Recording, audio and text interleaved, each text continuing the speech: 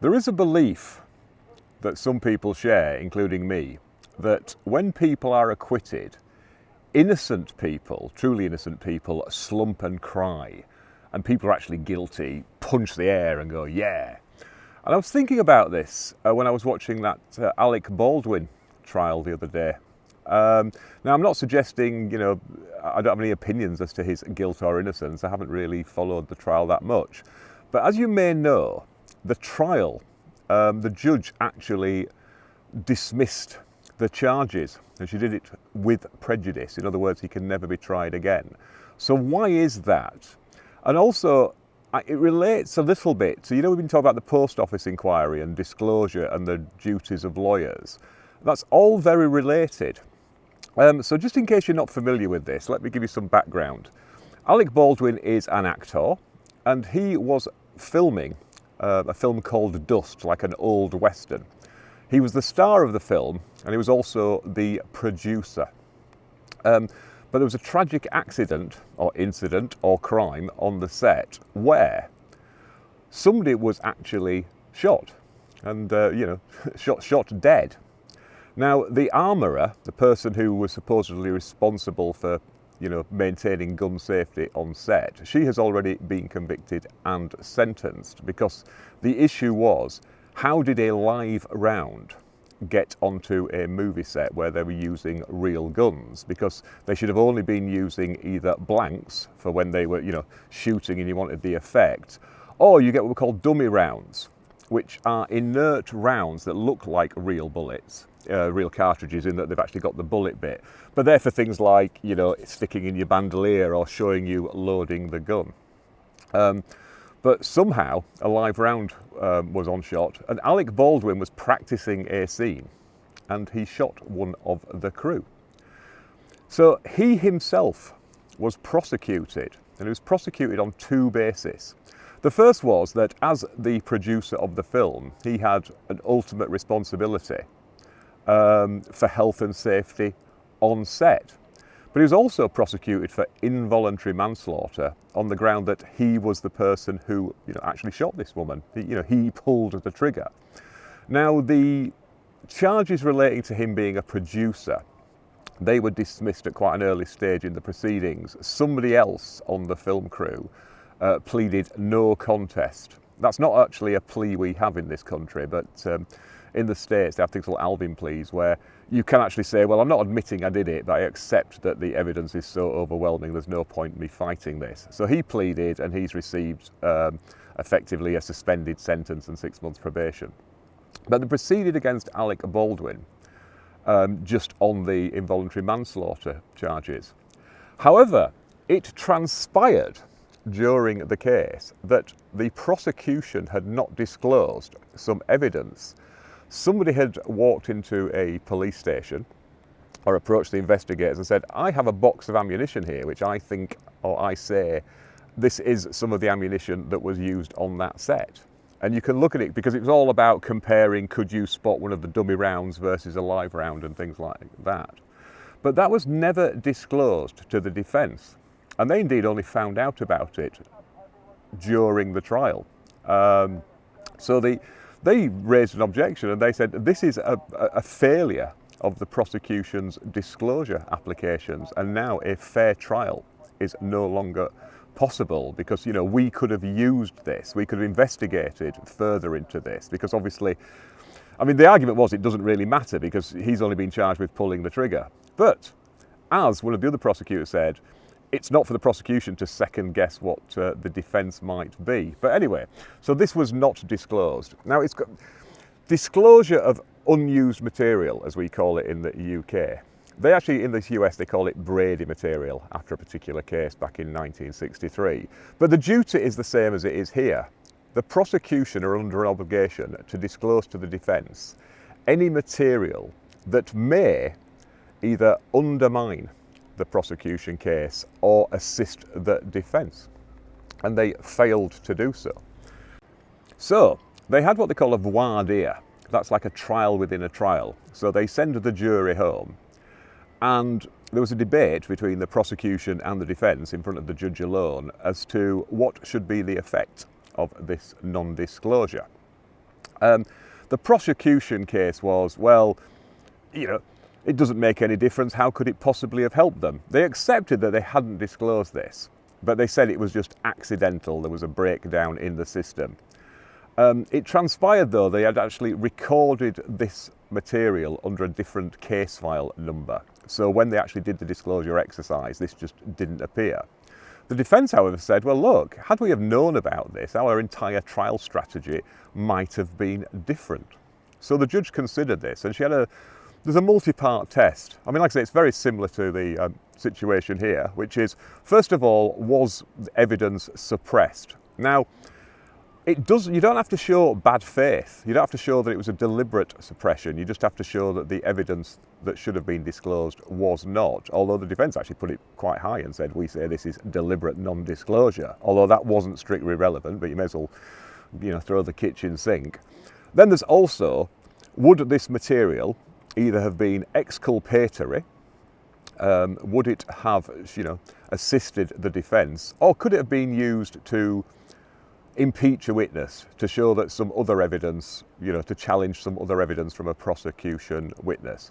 And you also have to show that it's, material to the trial, that it is actually relevant, admissible evidence. And the judge found that every limb of that test was actually passed. She said, yeah, this was suppressed. She didn't go into whether it was good or bad faith, because she didn't need to, but she said, this would have made a material difference to the defence. So what are the consequences? Well, obviously, she said, now, the trial can't go ahead because we're well into the trial. This was very late disclosure. So there's definitely going to be a mistrial. But, and this is where we differ in the US to the sort of England and Wales approach. What they said there is, I'm dismissing this case, and because it's such egregious conduct, I'm dismissing it with prejudice. In other words, Baldwin cannot be tried again. Now, that is a slightly different philosophy, because obviously now the victims' families, they might be saying, well, we were shortchanged. We're not getting justice. We've not had our case, the case hasn't been heard. Over here, the courts explicitly say the purpose of excluding evidence and, the disclosure rules, if there's a breach, it's not to punish the prosecution, because in the interests of justice everybody has to have their say.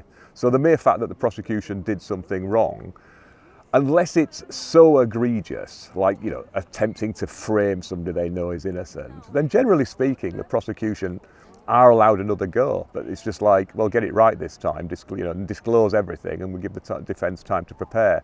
And it's also slightly different here, because in serious offences, the defence have to put in what's called a defence case statement. They actually have to say what their defence is, and that triggers what we call secondary disclosure, which is, right, now you can go and look at any material that might fit. So it's not like it used to be in the old days here and how it is in America, where they've got to turn over everything. They only have to turn over things if the defence have explicitly said, this is what our defence is, and then the prosecution has to do the disclosure exercise. But what was interesting in the voir dire is one of the prosecutors went in the witness box. She gave evidence herself because she had been involved in collating this material and putting it on the system. Her co-prosecutor had actually asked the judge to withdraw from the case. When she found out about this, she considered herself to be professionally embarrassed. Her view was, well, it doesn't matter what the judge says. I think, applying my own ethical standards, that I can no longer, in good faith, prosecute this person because, there has been a disclosure failure. So she didn't even wait till the judge decided. Professional embarrassment is how we describe it, where we can no longer act because to do so would mean that we would have to, sort of breach our code of conduct or, sort of our ethical basis.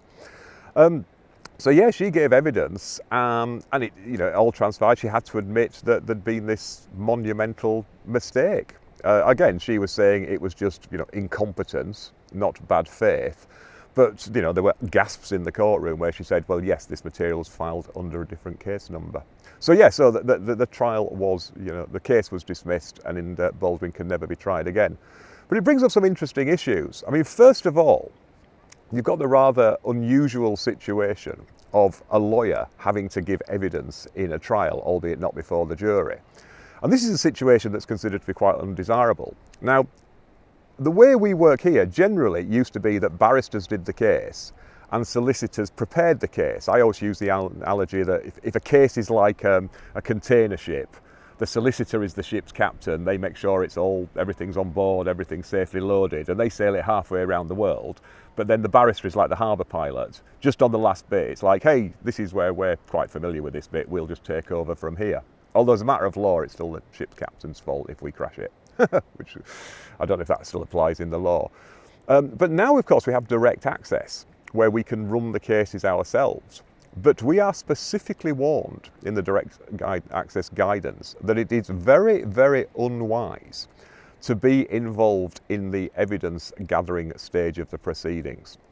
That ideally you should always get somebody else to do it, and that's including things like drafting witness statements, not just doing the investigations, because you'll do site visits, you might take photographs.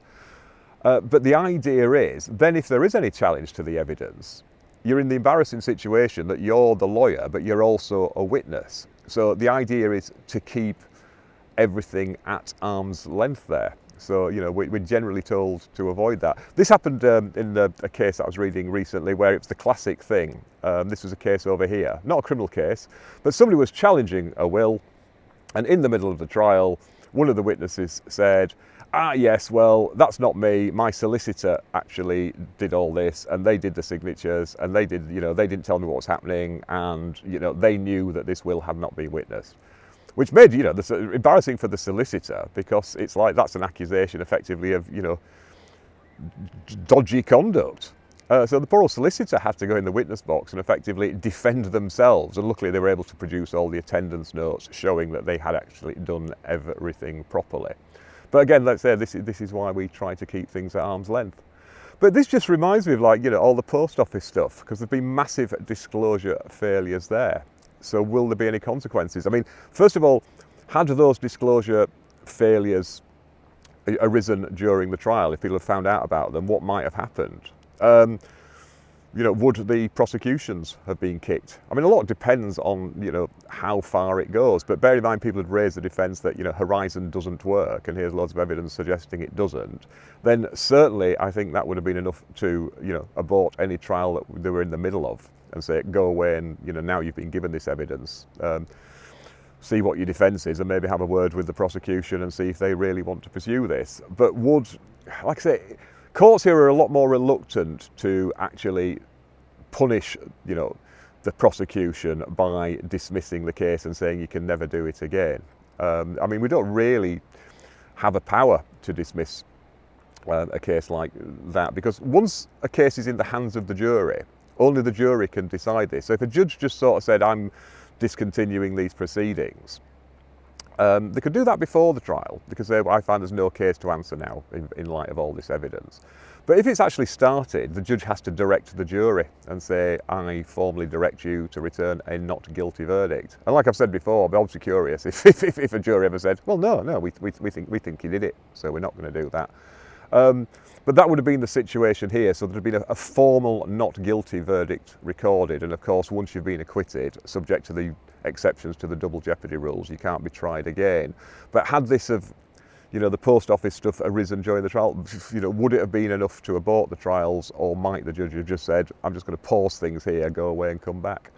But there's also this ethical thing, because, we've got a prosecutor in the Baldwin case who said, I cannot, in good faith, carry on with this prosecution, bearing in mind this disclosure failure. Even though it was accepted, she knew nothing about it. She only found out about this evidence at the same time that the defence did.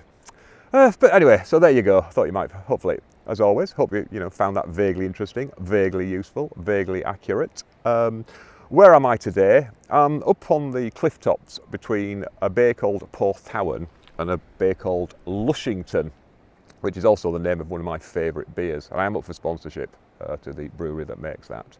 I had quite an interesting experience one winter. On that beach is what we call an adit in the cliff, which is an old mining tunnel. And I decided to explore it. So me and the hound came out, and you can only access that beach at high tide by climbing down the cliff on a ratty old bit of rope that's been there forever, and people keep patching it with bits of washing line and stuff.